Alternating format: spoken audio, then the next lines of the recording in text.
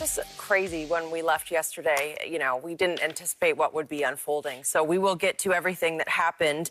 And as you guys can imagine, players and coaches across the NBA were united in response to the United States Capitol building being stormed yesterday. The Celtics and Heat issued a joint statement and took a knee during the anthem of their game, and several other teams locked arms in unity before their games.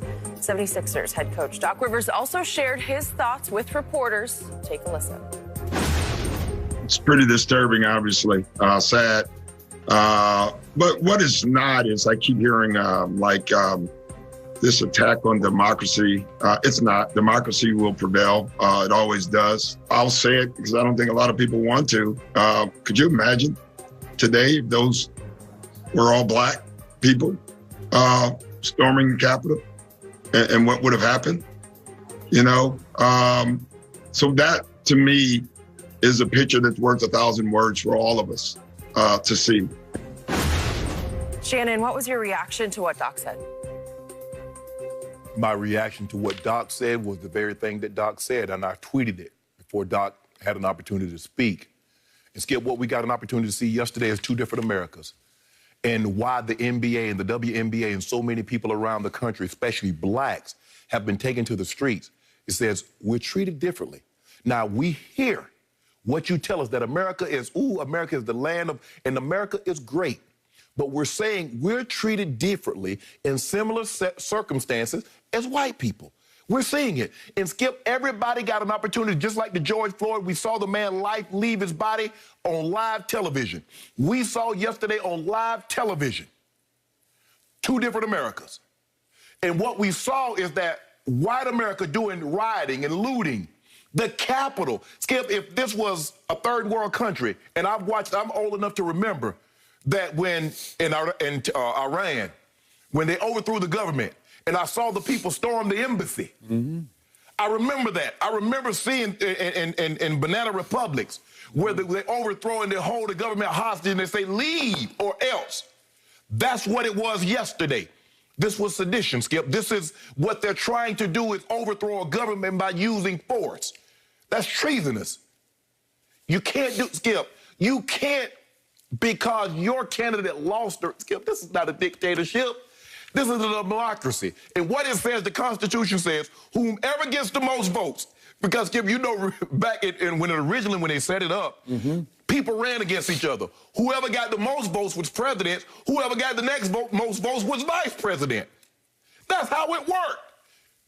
But somehow along the way, the man that's in office has convinced the people, if I lose, it's a rigged election.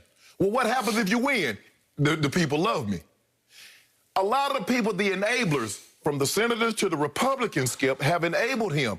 They were on the very ticket that he lost on, but they won. Theirs was legit, his was rigged.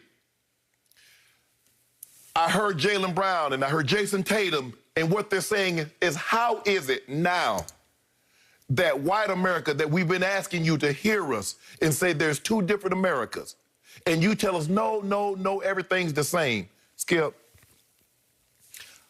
I want to ask this. If you're not going to treat white America like you treat black America, can you treat black America like you treat white America? I'm not saying they should have been shot. I'm not saying they should have been tear gassed. I'm not sure they should have been pepper sprayed. But if they shouldn't have been that, should blacks get that treatment? That's all we're asking, is to be fair about it. Skip, that's the... Now, we saw this earlier, Skip. We saw this in Lansing. We saw them storm the Capitol with their long rifles and their gun and shut it down. Now, we saw this. He was like, oh, well, you know, that's just an isolated... Remember now, the term they like to use is isolated. Man, that's an isolated incident. We saw what transpired when in Charlottesville.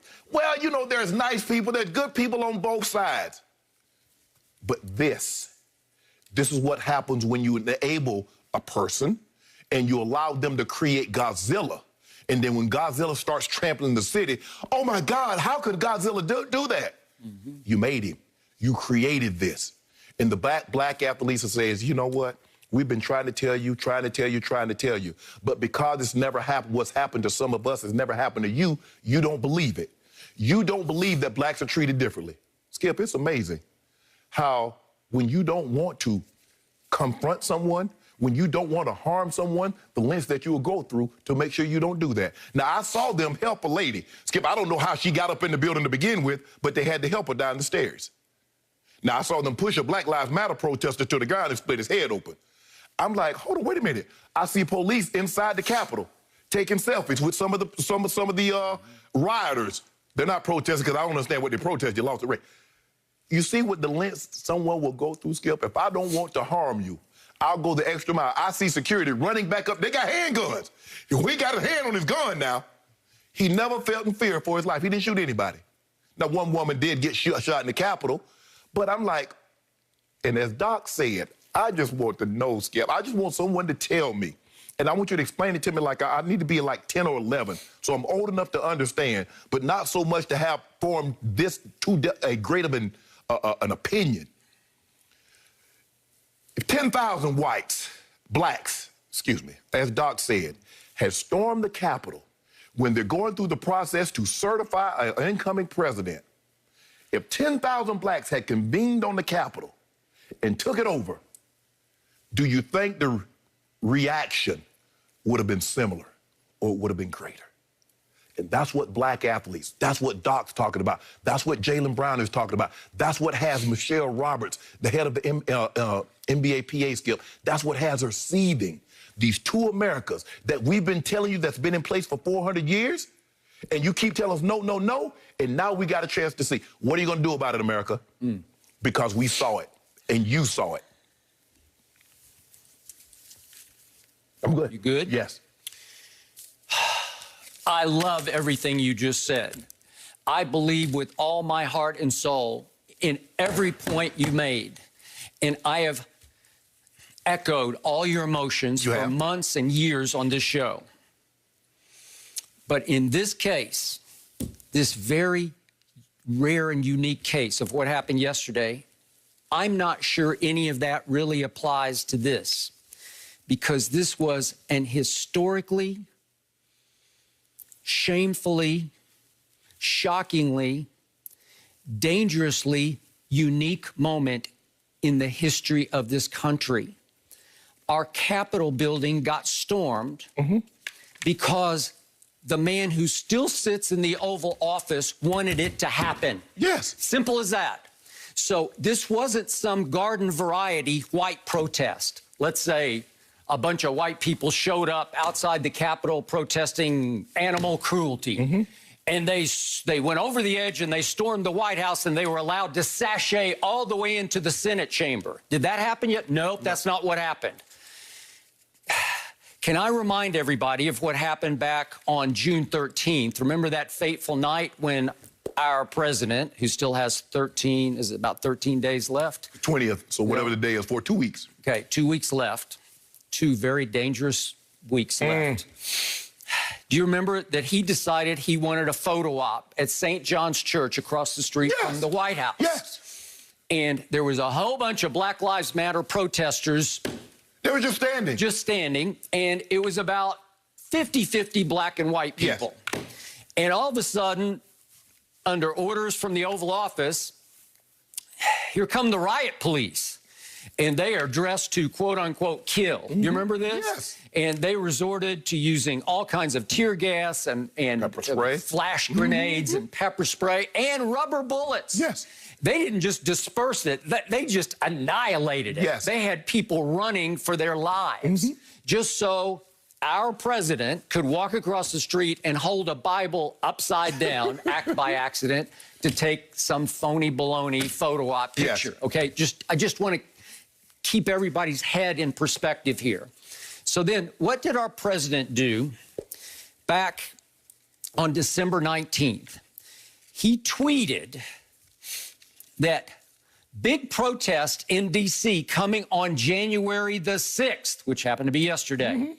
Be there, period, be wild. Tweeted our president. Yes.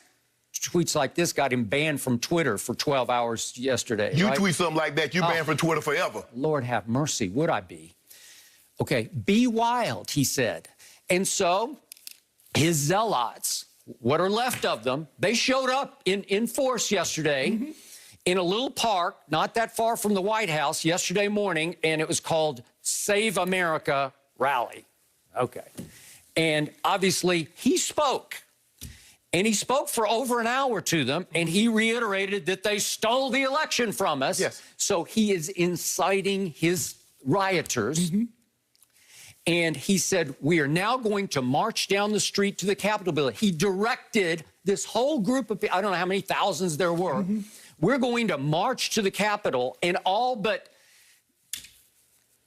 instigated what was about to happen. And cheer on our congressmen that's fighting for for fighting for for this election result to be overturned. Correct. Because he thought his vice president was going to march before the Senate in the House and say, this must be overturned. And I don't know what he was thinking was going to happen, but he actually conveyed to his zealots that this was the magical day in which the election result was going to be overturned.